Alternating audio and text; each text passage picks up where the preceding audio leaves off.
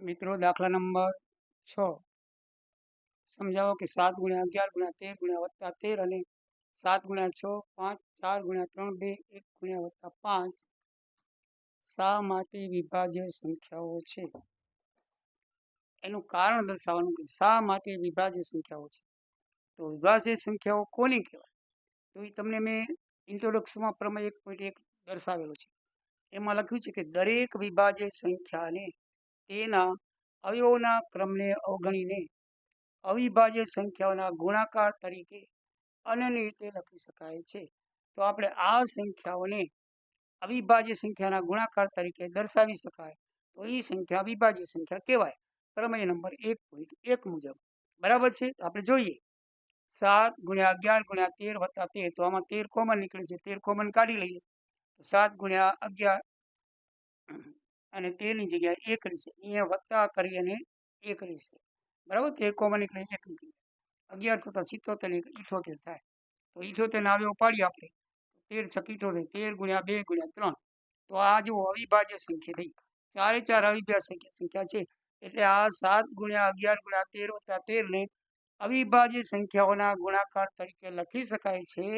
માટે આ સંખ્યા વિભાજ્ય છે. તો કારણ લખવાનું કે આ રકમને અવિભાજ્યોના ગુણાકાર તરીકે દર્શાવી શકાય છે. પ્રમેય 1.1 મુજબ આ સંખ્યા વિભાજ્ય સંખ્યા કહેવાય. એવી જ રીતે આ સંખ્યા છે, એમાં 5 કોમન નીકળે છે. 5 કોમન કાઢ્યા પછી 7 × 6 × 4 3 2 અને 1 અને 5 નીકળી જાય એટલે અહીંયા 1 રહે. આ બધાનો ગુણાકાર 1008 થાય. એમાં વત્તા 1 ઉમેરી એટલે 1009 અને 5 × 1009 એ બે અવિભાજ્ય સંખ્યાઓ છે. તો લખવાનું આ રકમને અવિભાજ્ય અવયવોના ગુણાકાર તરીકે દર્શાવી શકાય છે. માટે પ્રમેય 1.1 મુજબ આ સંખ્યા વિભાજ્ય છે. ચોખ્ખું લખ્યું છે કે શા માટે વિભાજ્ય સંખ્યાઓ છે, તો એનું કારણ દર્શાવવું પડે. તો એ કારણ તમને પ્રમેય 1.1 છે. તો પ્રમેય 1.1 મુજબ આ વિભાજ્ય સંખ્યાઓ છે, કારણ કે તેને અવિભાજ્ય અવયવોના ક્રમમાં દર્શાવી શકાય છે. સમજાઈ ગયું ને તમને? આમાં 13 કોમન કાઢી 7 11 13 કોમન કાઢી 1 અને અહીંયા 13 કોમન એટલે 1 11 + 77 ને 78, 78 ના આવ્યો પાડો એટલે 13 × 2 × 3 થાય. તો જુઓ આખી સંખ્યાને અવિભાજ્ય અવયવના ગુણાકાર તરીકે દર્શાવી, એમાં આમાં પણ આખી સંખ્યાને અવિભાજ્ય અવયવના ગુણાકાર તરીકે દર્શાવી શકે. માટે પ્રમેય 1.1 મુજબ એ વિભાજ્ય સંખ્યા છે. રાઈટ? દાખલા નંબર 7 છેલ્લો આપી ગયો. ધોરણ 1. વિદ્યાર્થી મિત્રો, ધોરણ 10ના 1.1 નો આ છેલ્લો દાખલો છે, 7મો. અને પરીક્ષાની દ્રષ્ટિએ આઈએમપી છે. ખાસ કરીને સ્ટાન્ડર્ડ વાળાને, બેઝિક વાળાને ઓછું ધ્યાન દેવાનું છે, પણ છતાંય ઓમ સહેલો છે, ગણશો એટલે સાવ સહેલો, બેઝિક વાળાને પણ આવડી જાય. પણ રકમ સમજી લો તો બરાબર છે. એટલે સ્ટાન્ડર્ડ વાળાની બેઝિક વાળા બંને માટે અગત્યનું છે. બેઝિક વાળાને ખાસ નથી પૂછાતો, પણ સ્ટાન્ડર્ડ વાળાને પૂછાય છે. દાખલો તો બેઝિક વાળા કરતાં તમે 7મા ધોરણ વાળાને દો તો આવડી જાય એવો છે. સમજાવું તમને. એક રમતનું મેદાન છે, બરાબર છે. એ વર્તુળાકાર છે. કેવું છે? એ વર્તુળાકાર મેદાન છે. આવો વર્તુળાકાર મેદાન છે. એનું આમ ચારે બાજુ પરિભ્રમણ કરવું છે. તો સોનિયા નામની એક છોકરી છે, માનો કે એને આમ ચારે બાજુ ફરે તો એને કેટલી મિનિટ લાગે છે? 18 મિનિટ. કેટલી લાગે છે? 18. અને બીજો એક છે રવિ, બરાબર છે. રવિ છે, એને આખું પરિભ્રમણ કરવું હોય તો એને કેટલી મિનિટ લાગે છે? 12. એ વધારે ઝડપથી દોડે છે, 12. હવે સમજો દાખલાને બરાબર.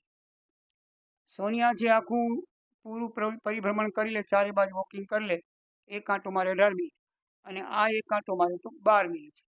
હવે એમ કે છે કે ધારો કે બંને એક જ બિંદુ, એટલે અહીંથી જ માનો કે આ પી બિંદુ છે, બંને એક જ બિંદુ પી થી એક જ સમય, એટલે માનો કે એક જ સમય અને એક જ દિશામાં, એટલે આ દિશામાં પરિભ્રમણ કરે તો બંને ક્યારે પીક અને ભેગા થાય? એક સાથે ભેગા થવા જોઈએ. એ ક્યારે ભેગા થાય? તો આપણે એનું શું કરવું?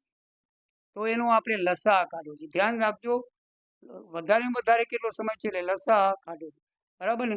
એમ કહે છે કે કેટલી મિનિટ બાદ પછી એ બિંદુ પર ભેગા થાય. તો આવો દાખલો આવે ત્યારે તમારે એનો લસા કાઢવાનો. શું કાઢવાનો? લસા. તો આપણે 12નો લસા કાઢી લીધો. હવે દાખલો સહેલો થઈ ગયો ને. 12નો લસા કાઢતા આવડે કે નહીં? 2 ગુણ્યા 2 ગુણ્યા 3 અને 12ના અવયવ પાડ્યા પછી કેના અવયવ પાડશું? 18ના. 2 તેરી 6, 6 તેરી 18. તો એનો આપણે લસા કાઢવાનો છે, ગુસ્સા કાઢવાનો નથી. તો લસા બરાબર શું થશે? પેલો અવયવ આખે આખો લખી નાખો. બીજો લખી દો તો 1 2 આવી ગયા, નહીં લખી. 1 3 આવી ગયા, નહીં લખી. બીજા 3 નથી આવ્યા તો લખી નાખો. તો 2 દુ 4 તેરી 12 તેરી 36 એનો જવાબ આવે. કેટલો જવાબ આવે? આટલો દાખલો છે. જો આમ તમને કહી દેવામાં આવે કે તમે બને 12 ને 18નો લસા કાઢો, તમારો જવાબ આવી 36. હવે આપણે સાબિત કરવું કેમ થાય? 36 મિનિટ. હવે જોજો, આ જે સોનિયા છે એને 18 મિનિટ લાગે છે, તો 36 મિનિટમાં કેટલા ચક્કર મારે? 2 મારે કે ન મારે? આ 1 ચક્કર માર્યું એટલે પી કને આવી. આ બીજું ચક્કર માર્યું એટલે પી કને આવી. એ 2 ચક્કરે પી કને આવે. હવે જ્યારે બીજો જે છોકરો છે રવિ, એ 12 મિનિટમાં 1 ચક્કર પૂરું કરે, તો એને 36 મિનિટ કેટલા ચક્કર લાગે? 3. 12 તેરી 36. જો આ 1 ચક્કર પૂરું કર્યું, આ બીજું ચક્કર પૂરું કર્યું અને આ 3 ચક્કર પૂરા કર્યા. જો એટલે 36 મિનિટમાં 2 ભેગા થાય. આ 2 ચક્કર મારી નહીં આવે અને રવિ 3 ચક્કર મારી નહીં આવે. આવે કે ના આવે? બરાબર. તો 12 તેરી 36, 36માં બને ભેગા થાય. સમજણ પડી ને તમને? બરાબર. તો 36 એનો જવાબ આવે. મિત્રો, આ સ્વાધ્યાય 1.1 પૂરું થયું. આ સ્વાધ્યાય તમે તમારા મિત્રોને આપણે ફોરવર્ડ કરજો. તમે પોતે લાઈક કરજો, સબસ્ક્રાઈબ કરજો અને મારા વિડીયો જોતા રહેજો. હું તમને બરાબર રીતે સમજાવીશ શુદ્ધ ગુજરાતી ભાષામાં અને પરિણામ સાથે. છતાંય તમારે કાંઈ ન સમજાતું હોય તો કોમેન્ટ કરશો. તમારી કોમેન્ટને દાદ દેવામાં આવશે. સમજણ પડી તો બધાને જય દ્વારિકાધીશ, જય સિયારામ.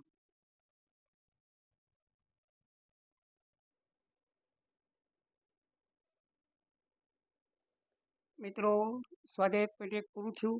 તો એના ઉદાહરણ જોઈ લઈએ. 4 ઉદાહરણ છે. તો ઉદાહરણ નંબર 1 પેજ નંબર 4 ઉપર છે કે કોઈક ધન પૂર્ણાંક n માટે 4n નો છેલ્લો અંક શૂન્ય જશે કે કેમ તેનો નિર્ણય કરો. આ દાખલો સ્વાધ્યાય 1.1ના 5મા જેવો છે. બરાબર ને. 5મામાં એમ હતું કે 6n ને આમાં 4n. એ જ કારણ આવશે એવી રીતે. એમાં જવાબ આવશે શૂન્ય નહીં હોય, કારણ કે છેલ્લો અંક શૂન્ય હોય તો જ આવે. છેલ્લો અંક શૂન્ય ક્યારે આવે? કે અવિભાજ્ય અવયવમાં 2 અને 5નો સમાવેશ થતો હોય. આપણે જોઈ ગયા છીએ 6ઠા દાખલામાં, 5મા દાખલામાં. બરાબર છે. તો 2 ગુણ્યા 5 એટલે 2 ને 5 આવવો જોઈએ. તો 4ના અવયવ પાડીએ આપણે તો 2 ગુણ્યા 2 પડે છે. તો જેમાં 2નો સમાવેશ થાય છે પણ 5નો થતો નથી, માટે 4n નો છેલ્લો અંક શૂન્ય નહીં હોય. એમ જવાબ લખાય. ઉદાહરણ number 2 page number 4. Page number કેટલા છે? 4. આ 4 એ 4 ઉપર છે બધા. તો એમાં અવિભાજ્ય વિકલન પદ્ધતિ 6 અને 20નો ગુસ્સા લસા શોધો. એકદમ ઈઝી છે. 6 ના અવયવ 2 ગુણ્યા 3 અને 20નો 2 ગુણ્યા 2 ગુણ્યા 5. ગુસ્સા એટલે બંનેમાં કોમન હોય 2 અને લસા એટલે પેલો અવયવ આખો લખી નાખો અને બીજો અવયવ આવી ગયો નહીં લખો. 1 2 આવી ગયા છે, બીજો નથી આવ્યો તો લખો. 5 નથી આવ્યો તો લખો. 2 તેરી 6 દુ 12 50 60 જવાબ આવે. બરાબર છે. એકદમ ઈઝી છે. પછી ઉદાહરણ નંબર 3 પેજ નંબર 4 ઉપર 96 ને 404નો ગુસ્સા અવિભાજ્ય અવયવ મેળવી અને તેના ઉપરથી તેનો લસા શોધો. બરાબર છે. પેલો ગુસ્સા મેળવવાનો. તો પહેલા આપણે 96 ના હોય 2 ગુણ્યા 2 ગુણ્યા 2 ગુણ્યા 2 ગુણ્યા 2 3 એ રીતે અવયવ પાડ્યા. બરાબર છે. 96 ના 2 વડે ભાગો, પછી 2 વડે ભાગતા જાઓ તો એના આ રીતે અવયવ આવશે. પછી 404 એના પણ અવયવ પાડશો તો 2 ગુણ્યા 2 ગુણ્યા 101 આવશે. બરાબર છે.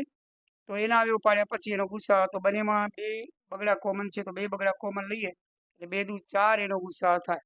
હવે એ ગુસ્સા ઉપરથી લસા શોધવાનો છે. આના ઉપરથી લસા ન શોધવાનો.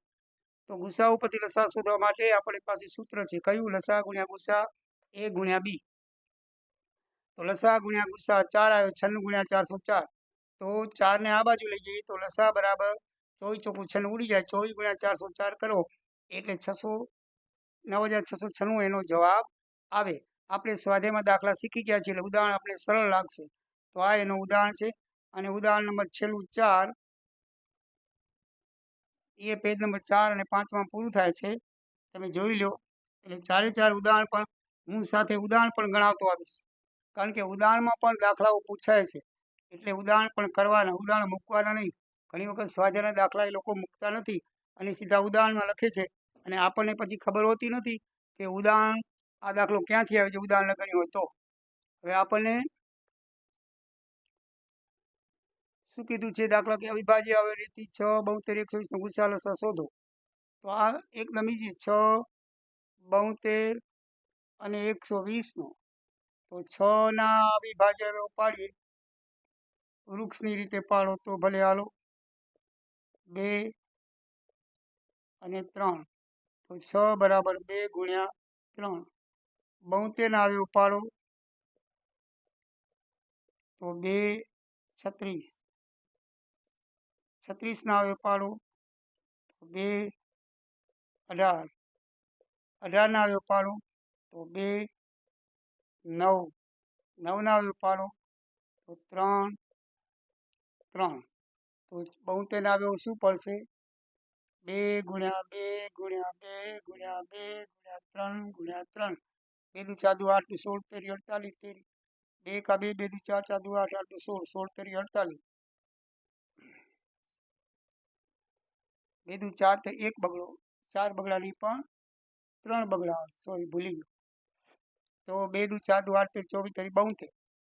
અને 120 ના અવયવ પાડી નાખો તો 2 વડે 60, 2 વડે 30, 2 વડે 15, 3 વડે 5. એલાકારમાં લખીએ તો 120 બરાબર 2 ગુણ્યા 2 ગુણ્યા 2 ગુણ્યા 3 ગુણ્યા 5. 2 દુ 4 દુ 8 તેરી 24 50 120. એમાં ગુસા બરાબર શું આવે? કોમન છે તે 1 1 1 3 3 3. 2 ગુણ્યા 3 ગુસા બરાબર 6. અને લસા બરાબર શું આવશે? પેલો અવયવ લખી નાખો 2 ગુણ્યા 3. તો 2 ને 3 આવી ગયા, બાકી 2 બગડા 3 લખવાના. અને આમાં 120માં ટોટલ 3 બગડા આવી જાય, 2 ત્રગડા એટલે 1 2 3. 5 નથી આવ્યા, લખી નાખો. 2 તેરી 6 દુ 12 દુ 24 તેરી 72. 72 ગુણ્યા 5 બરાબર છે 72 ગુણ્યા 5 360. કેટલા આવે? 360 એનો લસા આવશે, 6 એનો ગુસા આવશે. તો આ રીતે એનો જવાબ આવશે. સમજી ગયા મિત્રો? આ ઉદાહરણ છે. તો ઉદાહરણના દાખલા 4 પણ પૂરા કરાય અને સ્વાધ્યાયના પૂરા થઈ ગયા. તો સ્વાધ્યાય 1.1 આપણે પૂરું.